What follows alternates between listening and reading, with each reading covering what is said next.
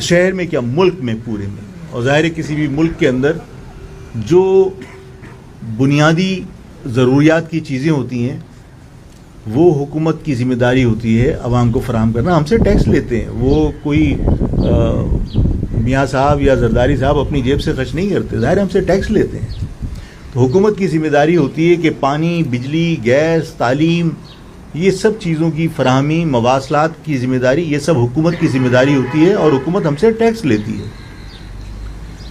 لیکن کتنا ظلم ہے کہ جو بنیادی سہولتیں حکومت کو فراہم کرنی تھیں عوام کو, ان سہولتوں کے لیے آپ نے ادارے پرائیویٹائز کر دیے. بجلی کی ذمہ داری حکومت کی تھی اور بجلی کی ذمہ داری حکومت کی بغیر منافع کے تھی. اگر کوئی نقصان ہونا تھا تو بھی حکومت نے برداشت کرنا تھا. آج کے الیکٹرک کو آپ نے پرائیویٹائز کر دیا. نتیجہ یہ ہے کہ کے الیکٹرک سالانہ اپنا منافع شو کرتی ہے.